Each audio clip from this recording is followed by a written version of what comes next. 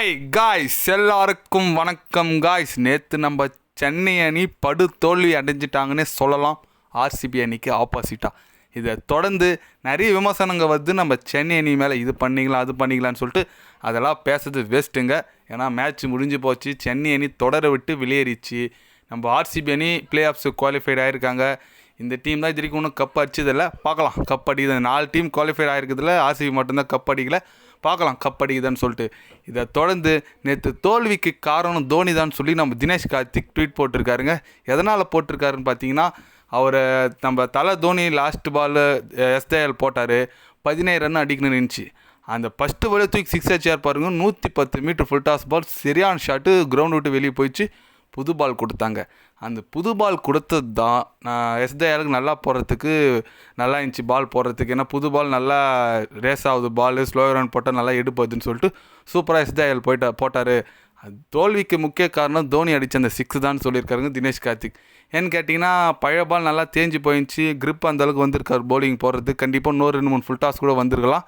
புது பால் வந்தனால நல்ல கிரிப்பாக போட்டாருன்னு சொல்லலாம் எஸ்தேஎல். தினேஷ் கார்த்திக் கரெக்டாக தான் சொல்லியிருக்காரு. ஏன்னு கேட்டிங்கன்னா, தோனி அந்த 110 மீட்டர் 6 அடித்தோடனே முடிவு பண்ணிட்டாங்க. இன்னும் 5 பாலுக்கு 11 தானே, இன்னும் 2 ஷாட் அடிச்சாருன்னா மேட்ச் முடிஞ்சிச்சு நம்ம நினச்சின்னு இருந்தோம். புது பால் வந்து சரியாக மாட்டாமல் கேட்ச் கொடுத்து தோனி வெளியேற்றார். அடுத்து வந்து நம்ம ஷர்துல் தாக்கூர், அவரை இன்னும் தான் நம்பினுக்கிறாங்க. சிஎஸ்கேனி நம்பினுக்குது, இந்தியன் டீமும் அவர் இன்னும் நம்பின்னு தான் இருக்குது.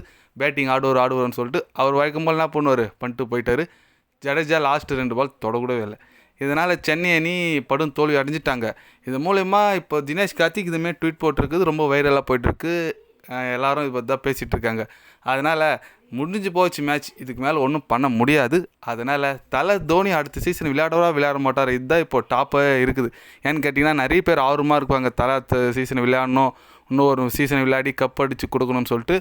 ஆனால் தலை இருக்கிறது ஃபிசிக்கல் ஃபிட்னஸை பார்த்தா அது சீசன் கண்டினியூ பண்ணுறது கொஞ்சம் டவுட்டு தாங்க. ஏன்னு கேட்டிங்கன்னா, அவரும் மனுஷன் தாங்க, 42 வயசு ஆகுது.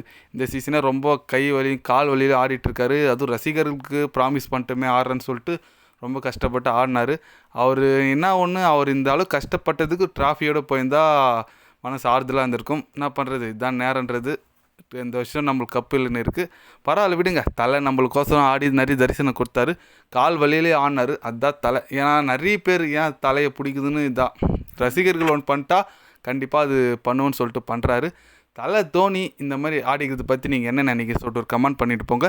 நம்ம தினேஷ் கார்த்திக் இந்த மாதிரி ரீசெண்டாக ட்வீட் போட்டதை பற்றி நீங்கள் என்ன நினைக்கிறீங்க சொல்லிட்டு ஒரு கமெண்ட் பண்ணிட்டு போங்க.